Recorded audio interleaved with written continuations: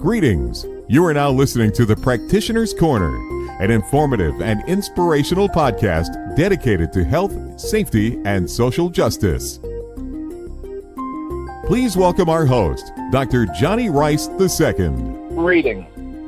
I'd like to welcome you to this episode of the Practitioner's Corner. I'm excited to have our guest, Mr. Darryl Green.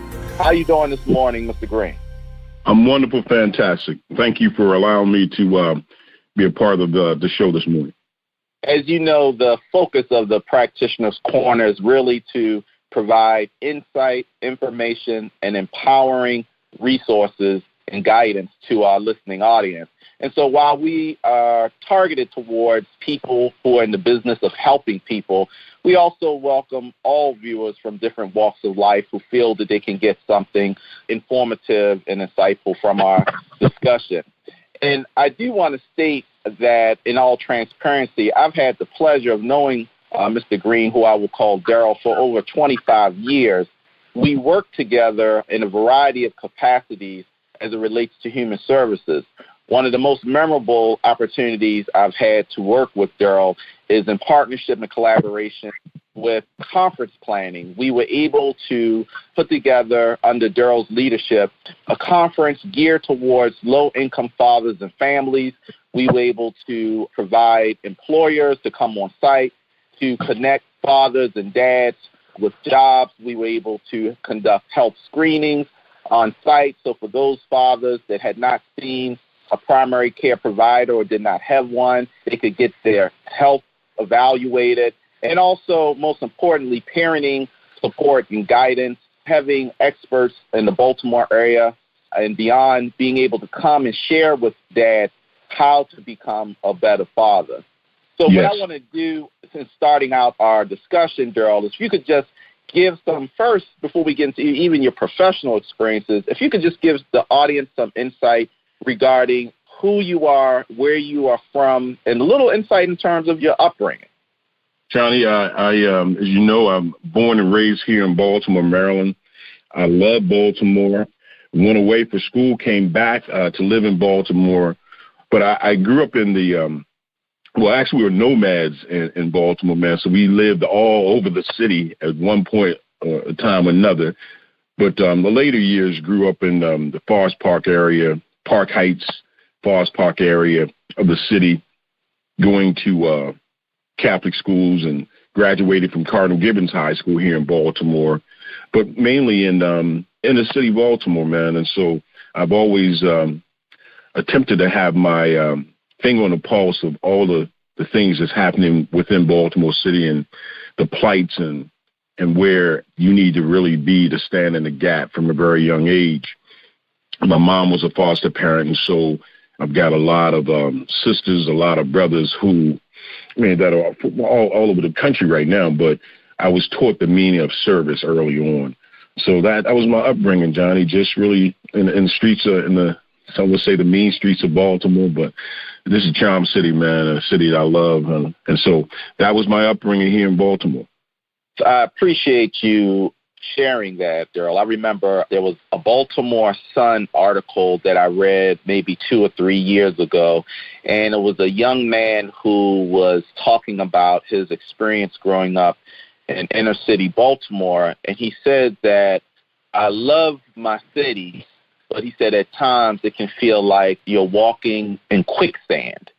Right. So I think with both of us and kind of growing up Baltimore, we've seen the beauty of the city, but we've also seen the challenges that the city continues to have. And speaking of challenges, I think it's a perfect opportunity to segue just into some of your professional background, the type of work you have been involved in over the years, and how, if you can tell the audience how that work has served to address some of those challenges the city faces. Well, again, we, growing up here, going to school in Carolina and then coming back home and attending Coppin State and Morgan State and both their master's programs, again, man, having our finger on the pulse of what's happening. But my background, I ran a national acclaimed mentoring program, Project Raise, working with inner city youth, trying to remove those barriers from them becoming successful adults. And so we started working with young kids from Lafayette Projects in a mentoring program and following them all the way through from the 3rd grade all the way to the 12th grade and pay for their college education or trade school if that's what they decide to do. And then moving from there, running a fatherhood program for the Annie Casey Foundation. Casey Family Services was a direct service arm of the Annie Casey Foundation, working with inner city fathers, again, trying to help remove the barriers and helping them become better fathers, better providers, deal with some of that pain, some of that hurt that they were dealing with that was unaddressed. And so just helping them to bring fathers out of the cold and having them to have a seat at the table. And so we did that, man, for about 13 and a half years here in Baltimore. And then from there, running a 60-man bed facility for men who were struggling with substance abuse, formerly homeless men, and returning citizens. The practitioner stuff, always being in the trenches, working with fathers and families. And I think that it's crucial if we able to work with the fathers and strengthen them, then it's only going to have a positive effect as it relates to their families and their children. And so we've been doing that, man. So for over 30 years now, I've been just in the trenches. And again, along with you, Johnny, we've done a lot of great work here in the city and across the country. And so that's what we're doing as a practitioner. And so this is kind of like my life's work, working with inner city folk and helping them to move them from being one position to a better position. So I can't really define what that situation looks like because success for everybody is a little different. And so we're just trying to stand in the gap to help move them, to move the needle in their lives and the lives of their families. One of the points that you made in terms of building up and coaching up and supporting those fathers who are reaching up for manhood that may be coming up short, when we're able to assist them to become better dads, there's a correlation based on research that the outcomes for children in a variety of areas can be improved. Yes. And so I definitely concur in that there is value, not just getting that father who's motivated to be connected to his children, but also getting that father who may be on the fringe to get involved, and keeping in mind when it's safe and healthy to do so. Exactly. The next question that I have is in terms of what brought you into this work. And let me say this, Darryl, I've had the opportunity over the past several years to hear you speak to different groups and really give a testimony about your current work with your organization, Deep Forgiveness. But before you talk specifically about your organization and what you all are doing now to help the larger society, what brought you into this work in terms of fatherhood, restorative justice, the helping field? And if you could kind of walk us to your entry up till now. What brought me into the work, again, was to see, growing up in a service household, watching my mom and watching my sisters and watching others, that service was a beautiful thing to be able to help grab somebody by the hand and move them, help them along in their journey. I've always been that way. I've always been in the helping arena in one way, shape, or form, whether helping out the elderly lady next door, or helping them bring in their groceries or cutting their grass or whatever. So from a very early age, that piece was just woven into my fabric of what I need to do, not knowing that it would bring me to the work that we're doing now. But service, man, was just a powerful word around our household. So when we look at the restorative justice work, I just knew that our people were hurting, and hurt people. And there's a lot of folks that were in pain around Baltimore City and across the country. And I knew that there were a lot of relationships that needed to be mended if only we were able to have those difficult but courageous conversations and be able to create a safe space, as you mentioned, to have parties to sit down and talk about what the real issues are and how can we move, how can we reconcile, how can we heal. And so just helping folks in that journey, man. So I'll tell you about the restorative justice piece and how it's bringing me to the work that we're doing now. So Deep Forgiveness, as you mentioned, Johnny, it was It's our program that was born out of a tragedy that happened to my family. See, my younger brother was 6'5", 255. He won a shot put and discus his junior year, 3.5 GPA, every college university, one of them. He was a great kid. He went bowling. He checked his shoes. He used their shoes. A 14-year-old kid went behind the counter, and the altercation broke out. Long story, as my management threw the other kid out, as my brother went back to bowling, as he went to exit the bowling alley, there was another altercation with the same young man who had since gone home to arm himself. And he stabbed my brother, and he died 4 days later, shock trauma, Baltimore. I was in school in Carolina. I came home to kill him. I came home to have his family feel the same pain, the same hurt that we felt. God is so amazing that didn't happen.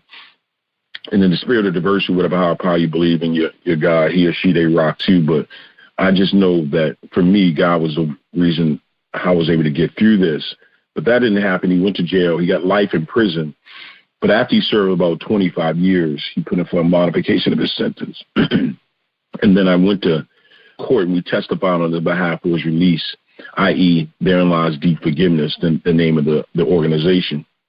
And so after that happened, Johnny, about 2 weeks later, he was on the steps of my work. But let me kind of go back a second. When the judge suspended life all but 30 years, I asked the judge, could I shake his hand? And the judge said, if neither man opposes. And I shook his hand. He had a three-piece suit on, shackles around his arms, shackles around his waist, and shackles around his ankles. That's what I call a three-piece suit. When I shook his hand, he was emotional. I was emotional. As a matter of fact, we're both crying. And I said to him, God has just given you a second chance. And I said, you've been known for taking life, so let's you and I go save some lives together.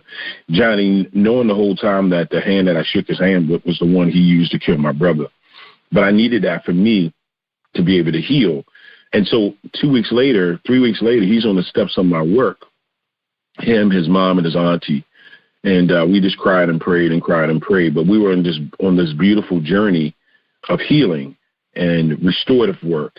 And so it started with us just putting in the work with ourselves. And maybe a week later, it was just him and I, Johnny, in the office. And we had one of those Let's Come to Jesus meetings. And so right.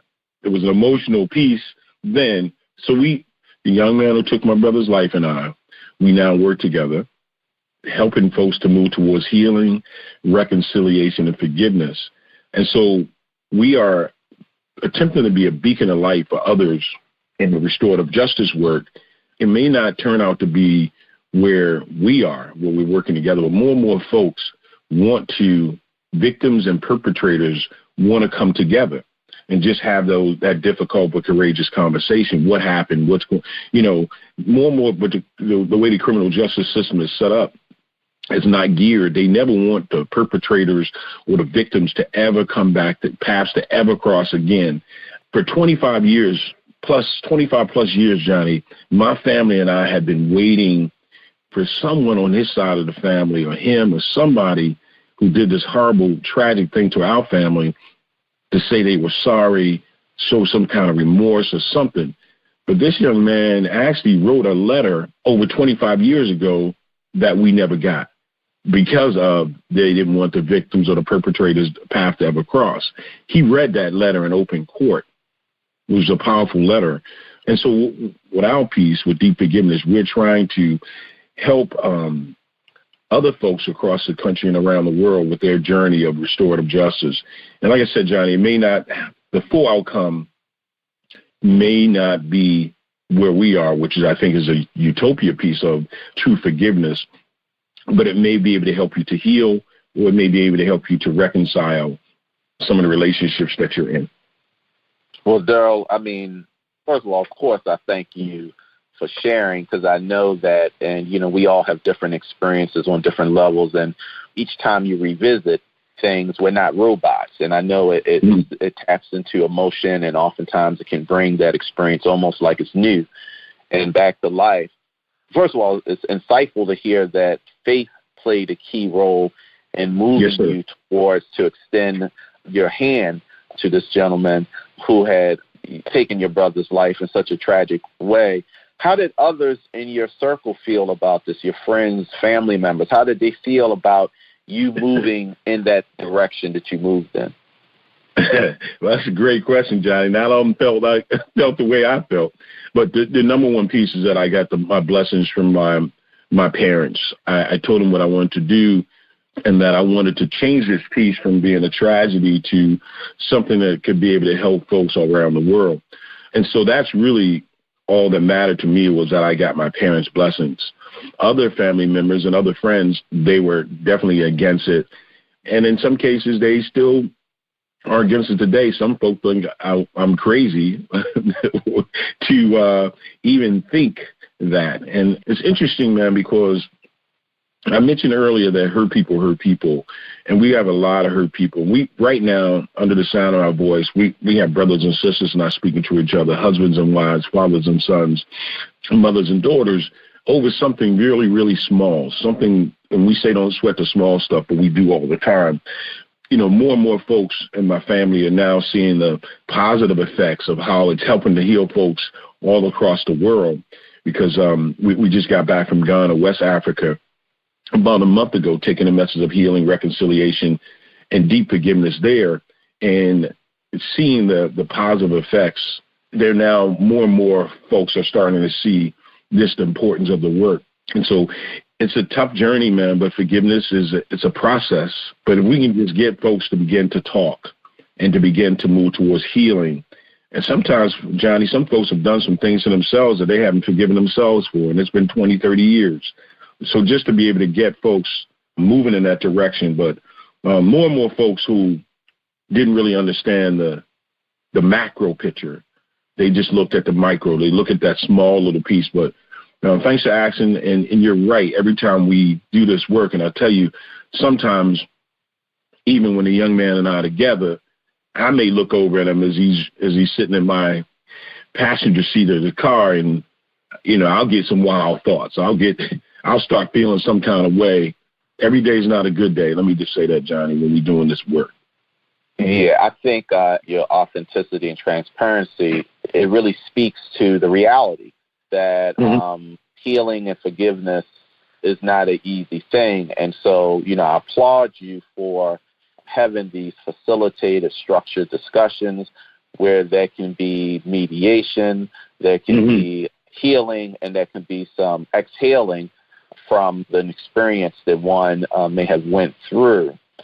Now, to move in the direction to start deep forgive, because, you could have went through this experience and continue to not start an organization, because you and I, we continue to speak and do things just because of different jobs that we've had, organizations we're affiliated with. But for a practitioner out there who feels something on their heart to step out and to do something in the restorative justice field, to start their own effort or initiative or organization, what recommendations would you give to them? Johnny, sometimes, even for me, I just knew there was something else that I needed to do. And it was just eating away at me. And as I spoke to folks in the fatherhood arena and other arenas across the country, and I would tell the story, because this young man, father, was not as active in his life as he probably could have been. And there was some pain there between him and his dad. I would always tell the story when talking, and I always wanted to say now to the audience, now the next voice you hear is a young man who actually took my brother's life. And how awesome would that be? Because I think that we can do more work together than we can apart. I just think that was just something kept burning inside of me that I needed to explore. And I just stepped out, as we talked earlier, I just stepped out on faith, because you can work for somebody else and helping them to accomplish their dreams and their numbers and all those other things. But when you see that there's a need, which I saw that there were hurt people all over the place, even in the fatherhood arena that we worked in for so long, even when you talked about the domestic violence and partnering with places like the House of Ruth, there was a lot of hurt there. But being able to create a space, design a space that there was going to be some healing done, that was the piece that was pushing me. And so I didn't have this huge plan. I just knew I had something else. God had something else for me to do. I would say to practitioners that if you got that kind of a burning piece in you, a passion to do something, to be able to change the world, I'm going to say just like Nike, just do it. Just step out there. I didn't have the huge business plan and, forecast 5 years out or 10 years out or 15 years out. Hell, I'm coming up on a 3-year mark that I've been working for myself and doing deep forgiveness. I would just say, do your research, look at what's happening across the country, look at some of the trends, look at some of the things that folks are already doing, try to partner with those agencies if you can. I don't have a secret formula, Johnny. I'm just saying just do it. Yeah. And every day I get to live out my passion. Every day I get to live out being a business owner, president, CEO of 501c3 organization, and help folks heal all across the world. And I will tell you, it has not been an easy process, but every day that I'm able to help folk along their journey, it's a win for me. And so I'm still winning, man. We still winning, Johnny. So I'm just, to the practitioners listening under my voice, man, just do it. Just do it. What was that? Yeah. No, I think that's some excellent encouragement and motivation. Even in the process of building, be it building an organization or moving towards one's dream, it can take a lot out of them. And also, in the work with fathers or with children or with social justice efforts in the community, it causes helpers to find that balance between giving all that they can give, but also making sure that the lines don't become blurred and they lose their own personal life and joy. And so when I talk to practitioners, I often ask them, what do they do for fun and relaxation? Because health and wellness is important. It's like a battery when you go out into the community and you drain that battery out so that you can power up someone else's battery. What do you do for fun and relaxation to kind of power back up and refuel your battery? Well, Johnny, as you know, man, this work, it's not like you drive a tractor trailer or you work in an excavator and it's a 9 to 5. And when you get off that excavator at 5 o'clock, you turn that key off and you go back that next day or the following week. You get back in that tractor trailer, you begin to drive again. The work that we do, it's a 24-hour day, 7 days a week, because it's an emotional driven, and you're dealing with lives, you're dealing with human services, you're dealing with individual families and situations, whether this child's going to eat tonight. So it puts a lot on you as a practitioner. And self-care, because I've reached that point of a number of times of feeling like I was burnt out or feeling like that I can't do this work anymore. But that self-care piece is crucial, that you find an outlet that's going to help recharge your own batteries. I like to fish. And so I think even if I don't do anything, Johnny, but just to put that rod in that water with a piece of bait on it, and we just sit there for hours, trying to catch fish or just being in a space that is tranquil for me. Water is tranquil for me. So just take me to the water and give me a chair. Let me sit on down. That is something. And I would say to the practitioners that are listening, find what makes you happy. Find what gives you peace, even if it's just doing nothing but walking your dog around the block or going to play pool or going swimming. I like to swim too, so that's another thing that I do is swim and fish. And sometimes, man, I just like to get in a quiet place. There's not a whole lot of noise. There's not folks, so the phone's not ringing. Folks aren't anxious to do something. And just those little tiny gifts that you give yourself is what keeps you in the fight, keeps you in the game to be able to help others. That's what I do, John. Well, I want to thank you, Darryl, for coming on to the Practitioner's Corner and just sharing some of your story and background and giving us insight about what drives you. And before we formally close out, how can people contact you, learn more about deep forgiveness, and donate to the cause? Right. Well, let me just say thank you, Johnny, for having me on today. I greatly appreciate it. Thanks for being a soldier in the Deep Forgiveness Army. You can go to the website at www.deepforgiveness, that's DeepForgiveness.com. So it's www.deepforgiveness.com. You can email us at info at deepforgiveness.com, or you can reach us directly in our office at 443-739-3260. And of course, when you go to the website, there's a beautiful button that says donate there. If you want to be a part of this life-changing, life-altering experience and helping other folks across the country to be able to heal, move towards reconciliation and forgiveness, please feel free to give your tax-exempt dollars to our organization. We need volunteers as well to help us in this endeavor. We also have T-shirts, Deep Forgiveness T-shirts that are all over the world. We've got soldiers in the Deep Forgiveness Army all over the world, and they wear these beautiful purple and gold Deep Forgiveness shirts. But yeah, reach us by our website. All of our information is there, www.deepforgiveness.com. This will bring us to the conclusion of the Practitioner's Corner. Please feel free to check us out on iTunes. And our goal and aim, of course, is to ensure that you are empowered and able to move forward and make a difference. Thank you.